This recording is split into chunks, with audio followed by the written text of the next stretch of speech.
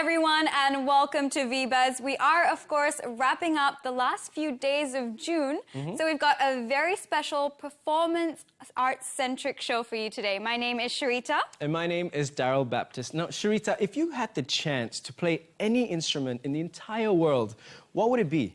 I would have to say the piano. I just love the way the music from the piano sounds. Yeah? What about you?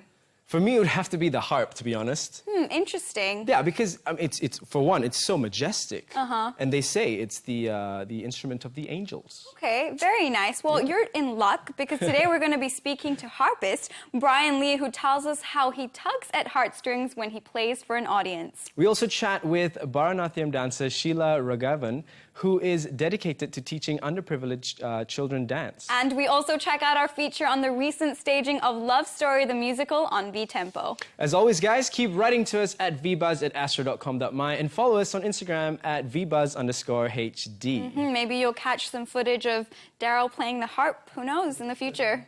Right? All right, so let's move on to some latest buzz. Okay. Have you seen recently, there's a lot of stories circulating about Rihanna, and most recently she's completing her latest collection with Manolo for her last and final ever collection with them. Like, it's a very, very popular collection. It's a lot of jewelry. The shoes are to die for. Okay, so there's shoes. Yeah, Yes. I had no idea what that you were was. waiting for that. Yeah, Manolos, their shoes, and her collection Okay. is gorgeous. But not only is she, you know, the epitome of a fashionable fashionista, she is also a very philanthropic individual. Now, we've known for a while now that Rihanna is a Renaissance woman, but the singer's most recent project is A+. According to the Huffington Post, she's currently advocating for education funding worldwide and calling out world leaders to get a move on it. Over the course of the last few days, Riri has tweeted messages at her navy, which is what she calls her fans, as well as Argentina's President Mauricio Macri, Canada's Prime Minister Justin Trudeau, France's President Emmanuel Macron, and Germany's spokesman for the federal government, Stefan Seibert, about their plans to #fund education. If you see up on the screen right now, we have a few of her tweets to them. That's quite ballsy, right? Yeah, that's pretty bold, I'd say. You know, calling them out straight up. The tweets came about as part of Rihanna's initiative to get G20 leaders to discuss how they will help the 121 million children and adolescents who are currently out of primary and lower secondary school worldwide when they meet at the G20 summit in Hamburg in July.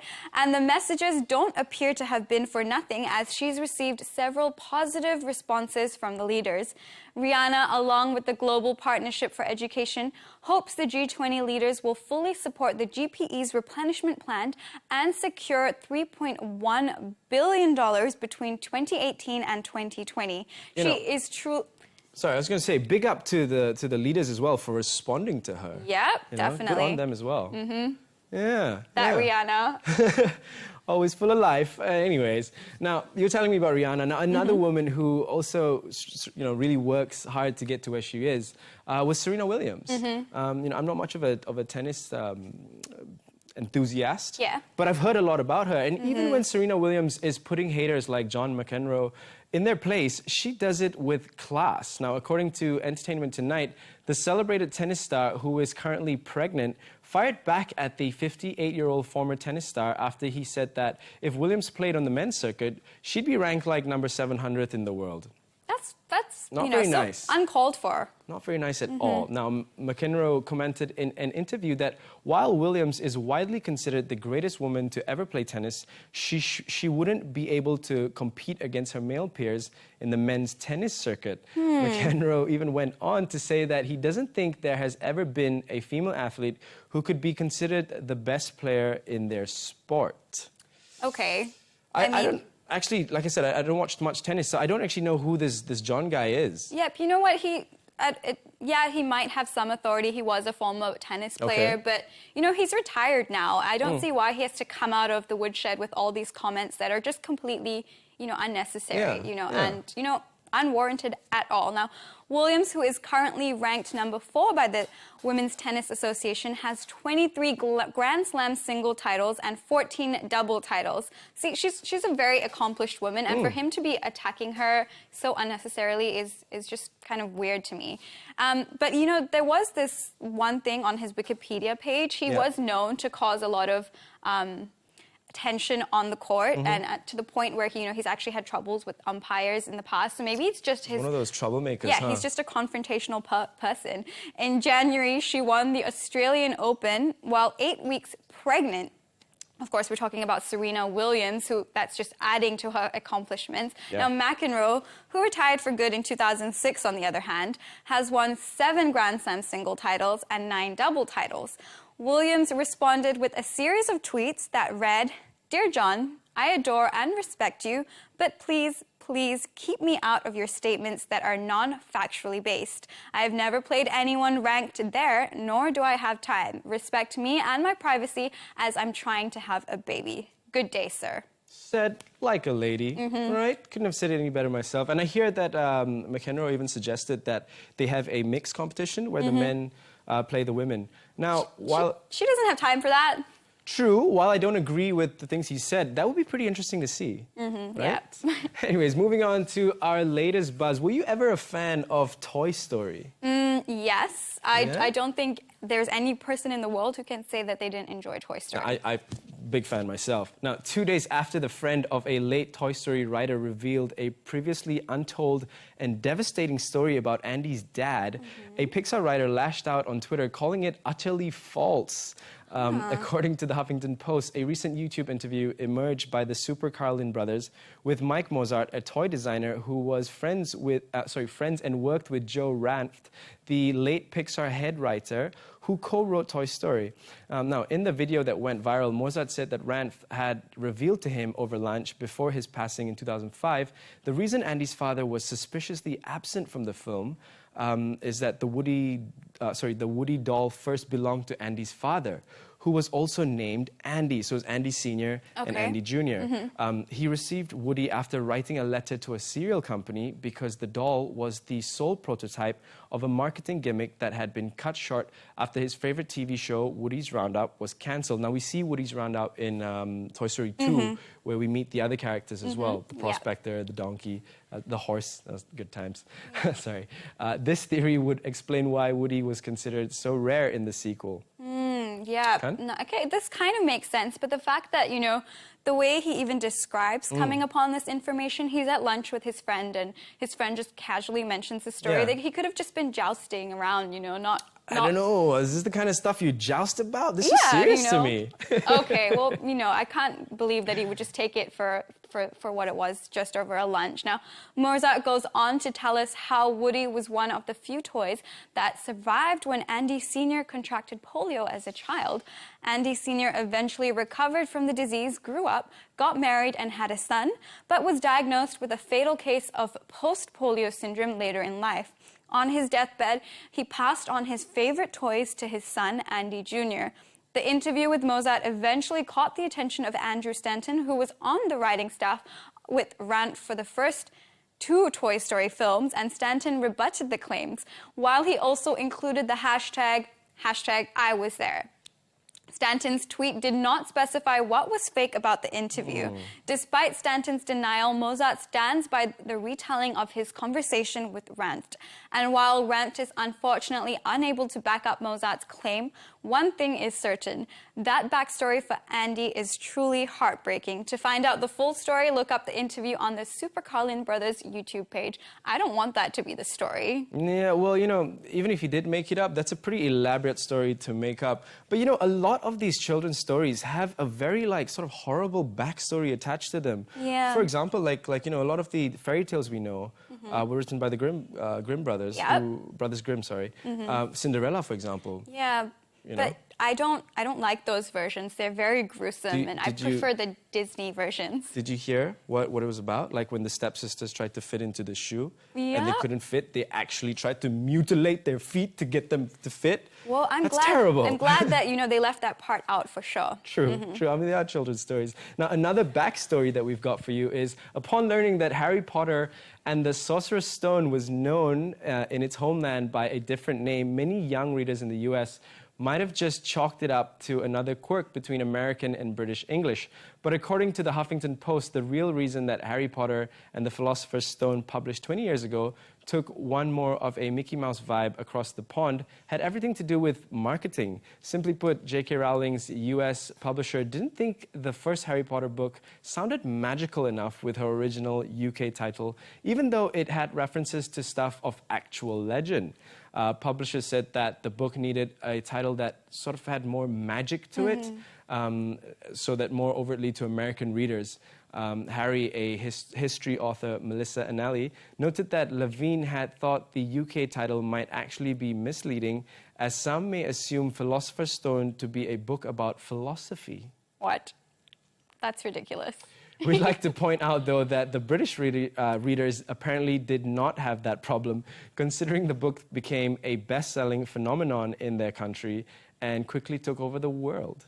Yeah, I don't know. Was that saying something about the two audiences? I don't know. That's up to you guys. But I heard that they recently turned it into a theatrical performance. Play? Yeah, Harry Potter and the Cursed Child. Have you watched I have the book. I'm a huge Potterhead, and I have the book. I read the play, loved it. Me too. I loved it too. But another, you know, story that's been retold here in Malaysia, we've had actually the two main cast members in the studio with us, and we've managed to cover a little something for you from Love Story, the musical, here on V Tempo. Check it out.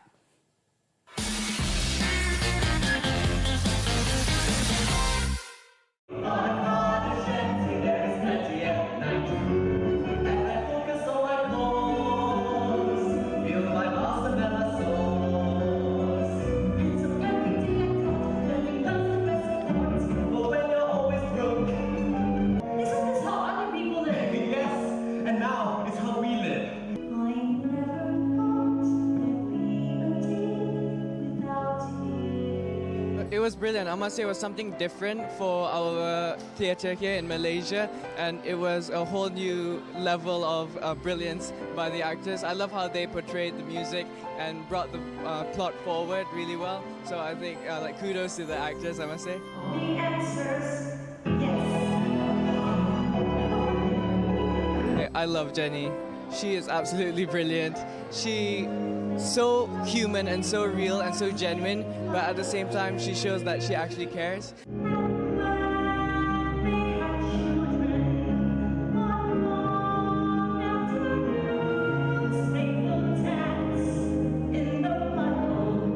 The way of them presenting on stage, the chemistry, the synergy of them is like very just right. And I'm quite surprised that this is a live musical.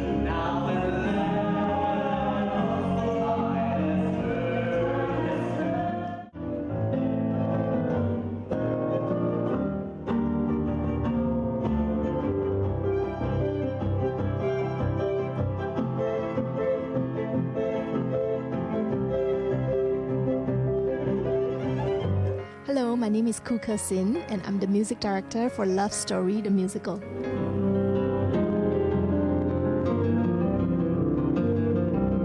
The music really plays a very important role in enhancing the mood and creating the atmosphere, and also sometimes to heighten a certain emotion, and also to heighten the text as well that the cast were trying to express. So the music, in terms of the lyrical lines and also the rhythms, it all creates different moods for the different characters.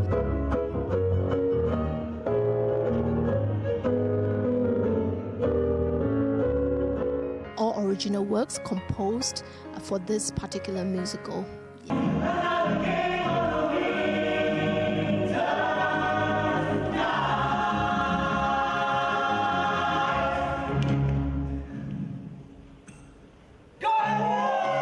Hi, my name is Joshua Gui. I play Oliver Barrett IV, and Hi, I'm Rchel Tan, and I play Jenny Cavilleri. I don't have time for this. We have so much in common. I need the waning of the Middle Ages. I mean, everybody understands that human relations and love is basically a cornerstone in any community, any society, and the story carries a lot of weight in terms of that.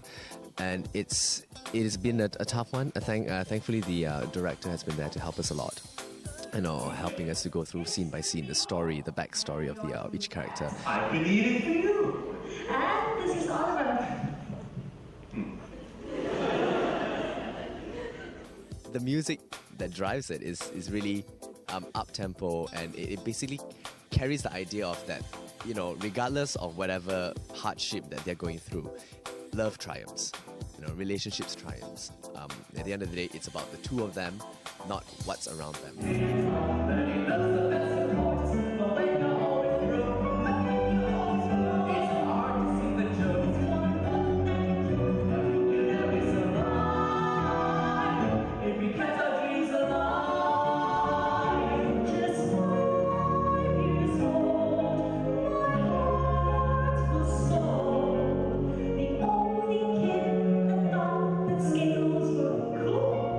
Call for auditions came out, I was very inclined to be part of it because I am a hopeless romantic myself. so yeah, I feel that I can relate to it.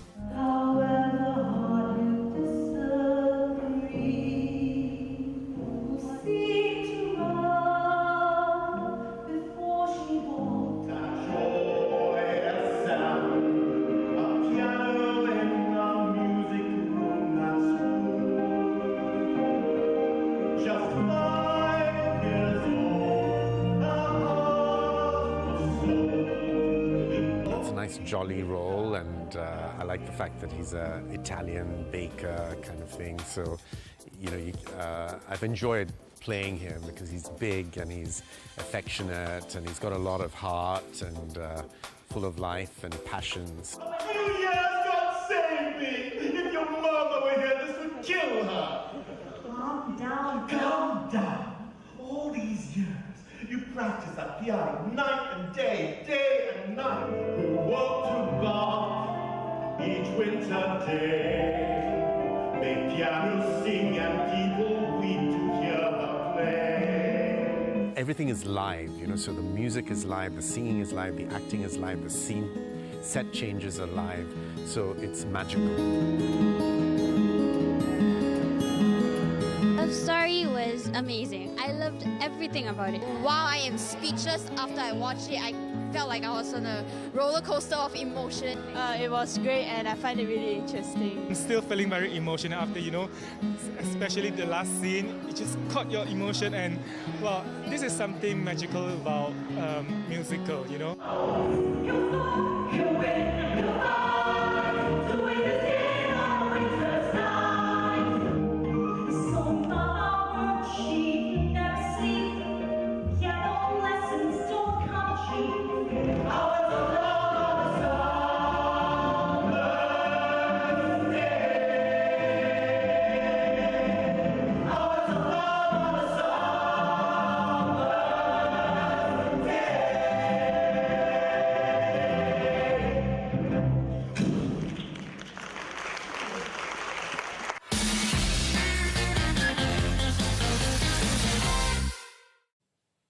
You know what, Daryl, after watching that video, I'm really gutted to have missed that performance. It looked like it was definitely worth the watch. Yeah, I hear the love story wasn't so lovey-dovey in the end. It was quite sad. But stick around, guys, because we're keeping in tune with the music. When we come back, we're going to be talking to Brian Lee, who is an accomplished harpist. Stay tuned.